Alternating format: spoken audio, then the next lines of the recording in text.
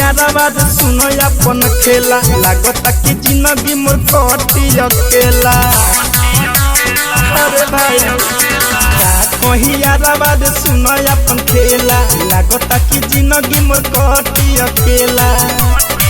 ये सोची सोची बतिया हम बानी बेहाल में अब दाल चलाल के पड़ता के बारात में अब दाल चलाल के पड़ता मालावा के बारात में।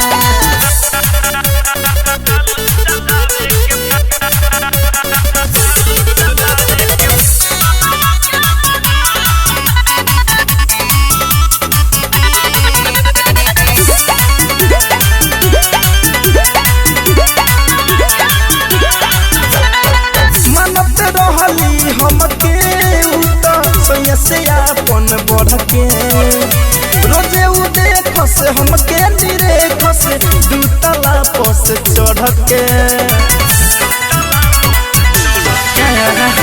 मानते रहली हमके उ तो सैया से अपन बढ़ के रोजे उ देख से हमके निरेख से दू तला पस चढ़ के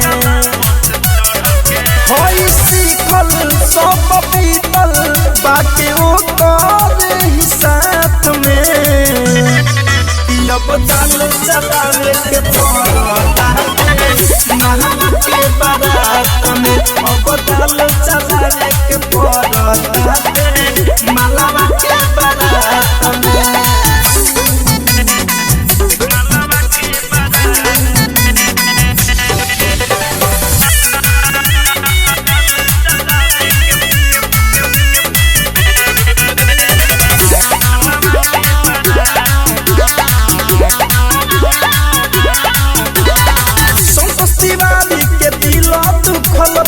खूब हाला रंजित गरीबी के गइल करीबी कोई ना करा भाला।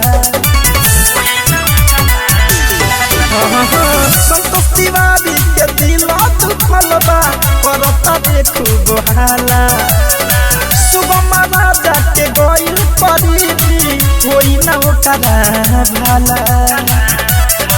धमंज धड़कन बाबे भड़कन छोड़ जाता बुरा हाल में अब दाल चलावे के पड़ता महल के बारात में अब दाल चलावे के पड़ता